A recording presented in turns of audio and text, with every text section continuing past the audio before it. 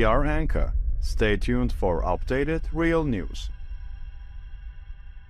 Hello Anka Daily News viewers. The pieces are shifting again in the Russia-Ukraine war. Recent reports indicate that unusual developments are taking place on the front lines. Beyond the mutual attacks, defenses and operations that have characterized the war, a much more noteworthy development has occurred. This development has the potential to alter the course of the war. Some Russian units have surrendered en masse to Ukrainian forces. Yes, you heard correctly. It's claimed that Russian soldiers in the Lyman sector, one of the hottest fronts of the conflict, have chosen to raise the white flag rather than continue resisting. This situation does not merely signify a military setback. It also highlights how severely military morale and logistical support have deteriorated. According to the claims, the surrendering soldiers had neither food nor ammunition left. This is vastly different from the individual surrenders commonly seen in war. This time it involves a group of Russian soldiers collectively laying down their arms. While the Ukrainian army has announced this surrender as a significant achievement to the public, Russia has not yet made an official statement on the matter. However, it is clear that such developments could significantly impact the psychological balance on the front lines.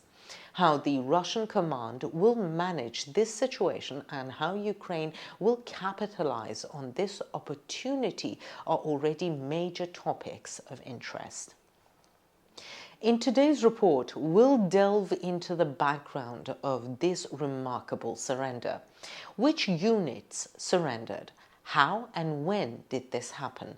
How will developments on the ground be affected by this event? And most importantly, how could this development change the course of the war? Let's take a look at the developments together. Before we get into our report, a quick reminder. As the Anka Daily News team, we are completely real. Neither I nor any of my team members are artificial intelligence. Even though artificial intelligence has advanced greatly, it's still not as good as us.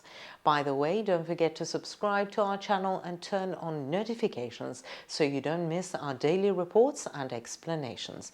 I also read all the comments you leave on our videos, so please continue to share your ideas and thoughts on our content in the comment section. Let us know what kind of content you would like to see on the Anka Daily News channel. And now, let us begin if you're ready. Anka Daily News reporting. The Ukrainian army has announced that it has reached a new turning point on Russia's eastern front and that an important development has taken place that could change the course of the war. It was reported that Russian troops stationed on the Lyman line surrendered en masse due to a lack of water, food and ammunition.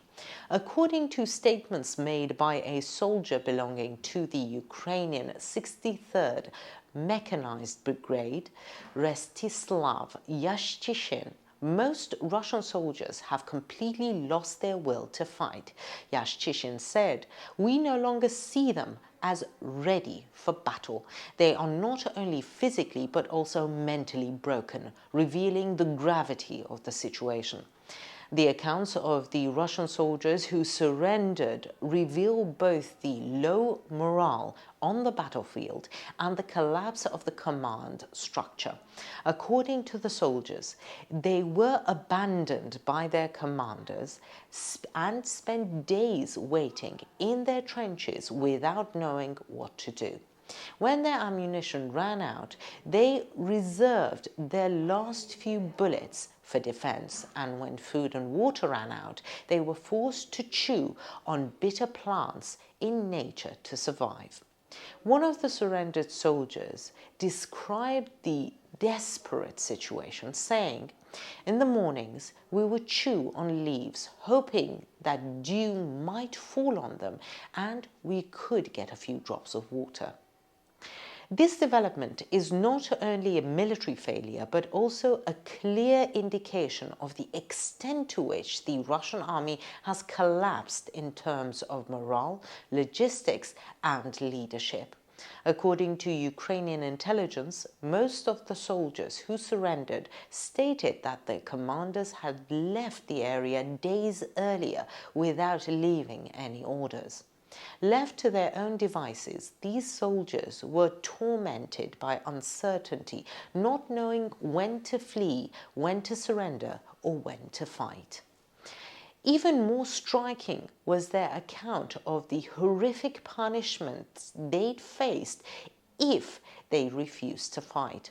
According to one of the soldiers who surrendered, those who refused to fight were subjected to brutal physical punishment. A Russian soldier said that from the beginning of the war, commanders had made a habit of torturing their soldiers, especially those who wanted to retreat, and had behaved savagely towards them. A friend of mine who wanted to retreat had a chain put around his neck and was locked in a doghouse. Food was placed out of his reach. He was left like that for days, he said. These statements reveal not only the physical but also the psychological toll of the war.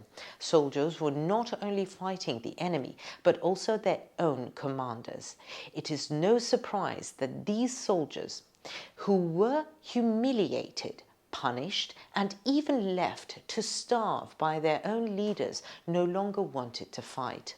These events at the Lyman front are seen as clear evidence of deep structural problems and collapse within the Russian army. The Ukrainian side, however, goes beyond viewing these surrenders as a victory and has made it its duty to tell the world about the tragedy these soldiers have experienced. Officials have stated that these war crimes must be documented and brought beyond and before international courts. An official from the Ukrainian Ministry of Defense said, "This war is not only for territory but also for human dignity. Commanders who disregard the rules of war will eventually face justice." The emergence of such cases of surrender within Russia's domestic public sphere has caused significant repercussions. In recent weeks, images shared on social media have clearly shown the lack of equipment, food shortages, and low morale among soldiers sent to the front lines. An increasing number of families are opposing the development of their An increasing number of families are opposing the deployment of their children to the front lines, while pressure on military leadership continues to grow.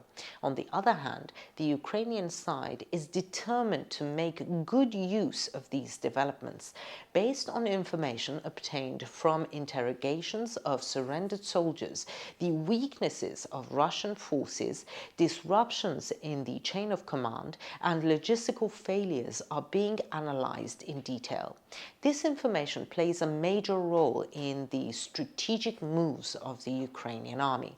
All these developments may signal the beginning of a new phase in the war.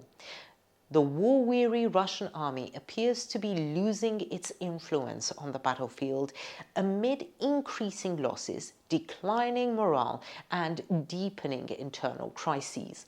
The psychological and tactical victory achieved by Ukraine could pave the way for even greater gains in the coming days.